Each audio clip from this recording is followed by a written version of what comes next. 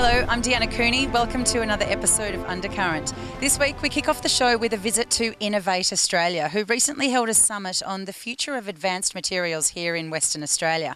Bas Tadros was there to find out more. We are at the Innovation Summit, and today's topic is innovative materials such as lithium and the exciting potential for WA's future and economy. Look, I guess I really spoke about what I consider to be, potentially a century-long business opportunity for lots of different people and organisations, but in particular for the state of Western Australia, and that is lithium. We're so well endowed with lithium. We have some of the largest lithium mines in the world already discovered and getting into production, some of which are already in production. And that really does represent an opportunity for Western Australia in particular.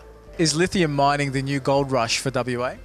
Oh, look, it certainly is, in my view. At the moment, electric vehicles are nice to have, but in time, governments are going to make you have them, and electric vehicles need lithium to function properly.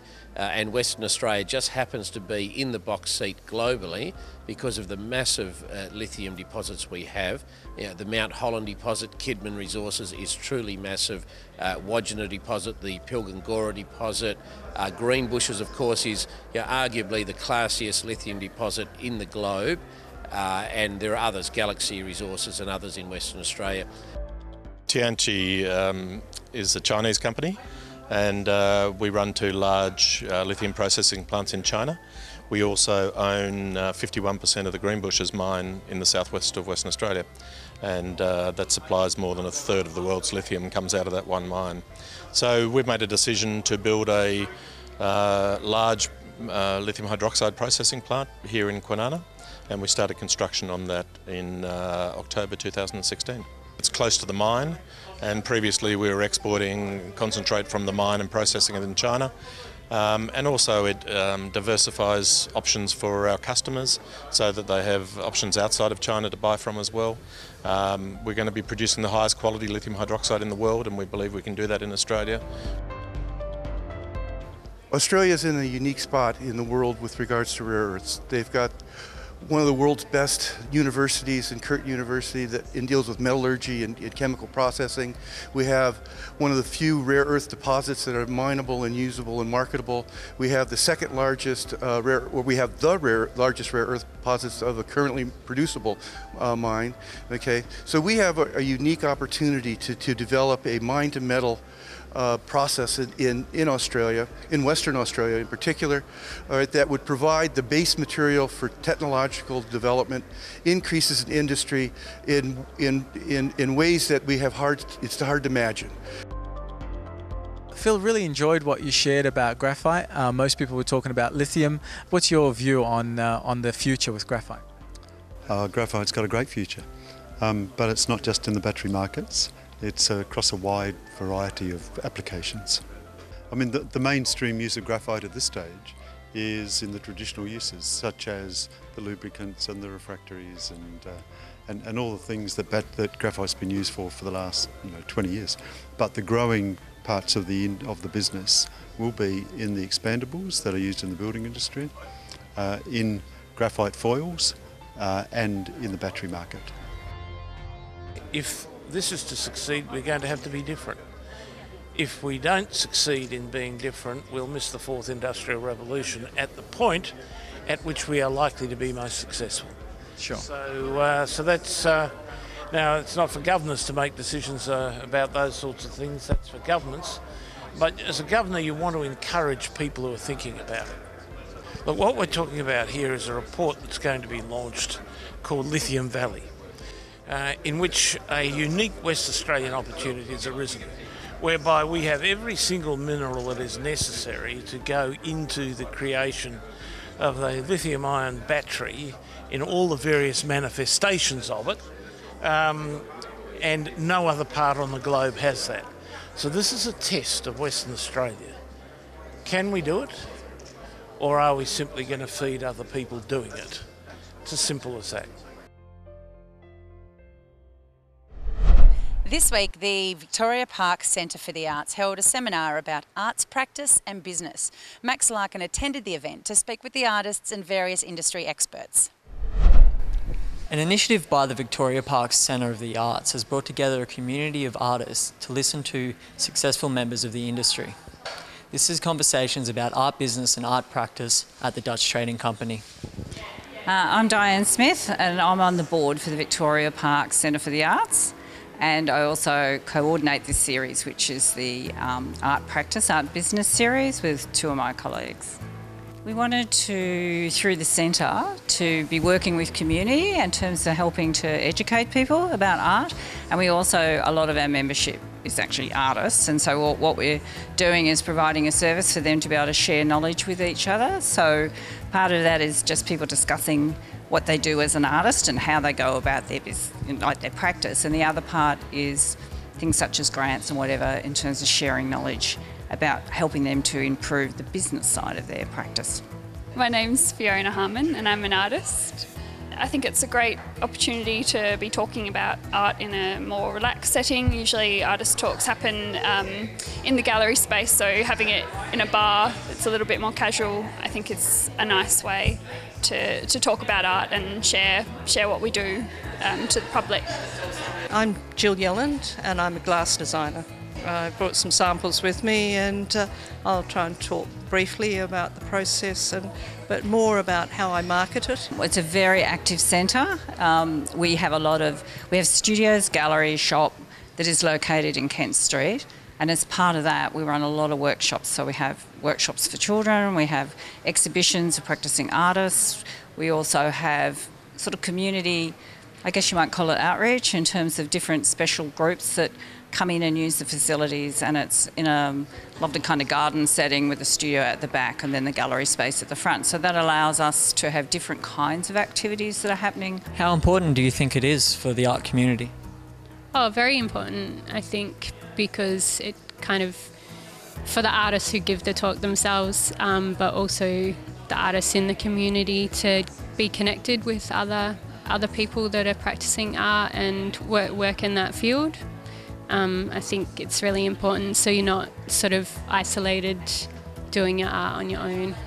Before is that sort of business and marketing in the art world, especially sort of like university, is a bit of a dirty word and something that you don't really like to think about, like commercialism and selling out and all that kind of stuff. So I think sort of that mentality that if you want to survive and that's what you want to do for a living, that's what you've got to face up to and attack head on. That was something that I took away from it. I thought it was good advice.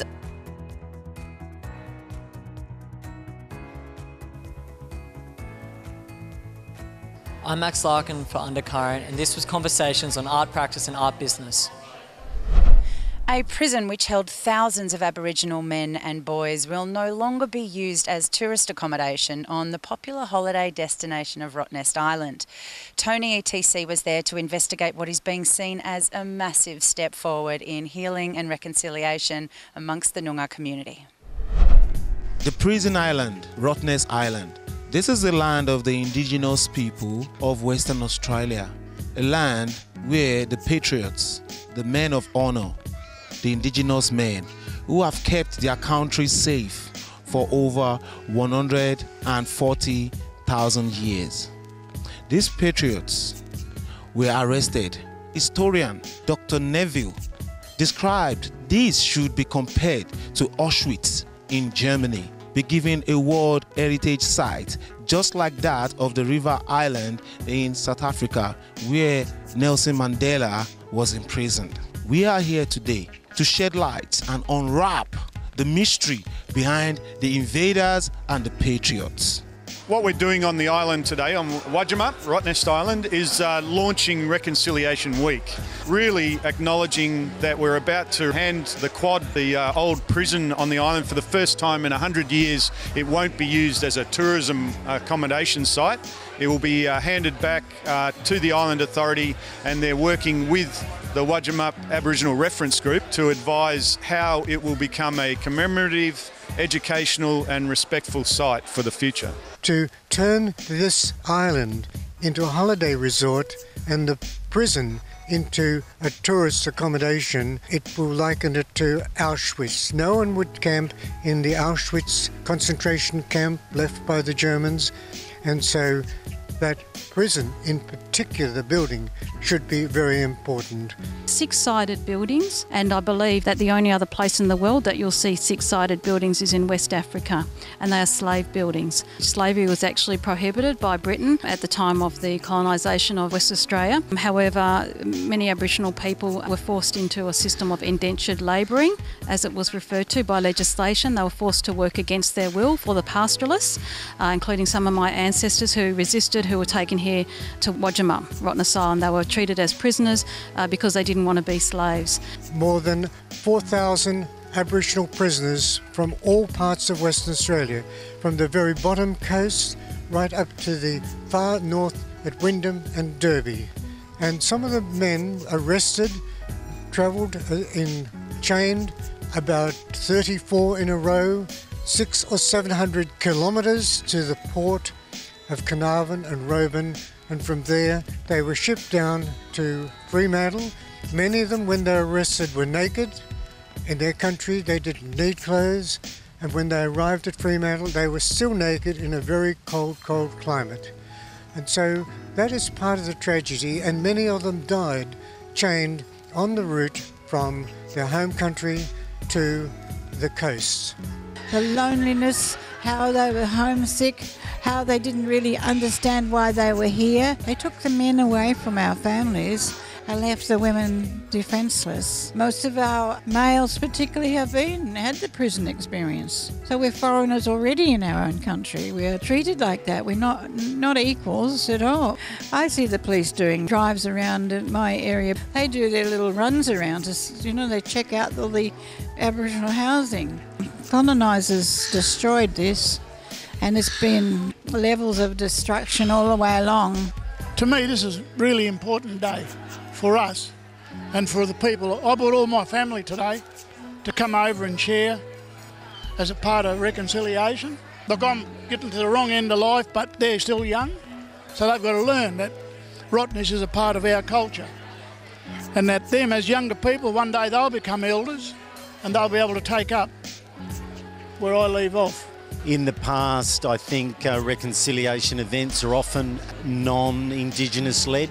This clearly is an Indigenous-led event, and it is about the healing for this island. So I think this one will go down in history for the island, and telling truthful stories about Rottnest Island. I think this moment today is really powerful. Have you got any message for the government on how they can make life more better for the Indigenous people? And even though we might harp about, and people might think we harp about the stolen generation, that has a lot to do with it, because it's intergenerational trauma. We're just coming to the close of our Reconciliation Week opening ceremony here on Rottnest Island, Wajima today. It's an important ceremony that we conduct before they leave the island as a way to cleanse each of the individual guests and ensure that they don't take anything home with them that they're not supposed to. Protocols that we have in place when Aboriginal people visit the island. I am Tony ETC for Undercurrent. Don't go too far. We're going to be back right after the break with more Perth stories here on Undercurrent.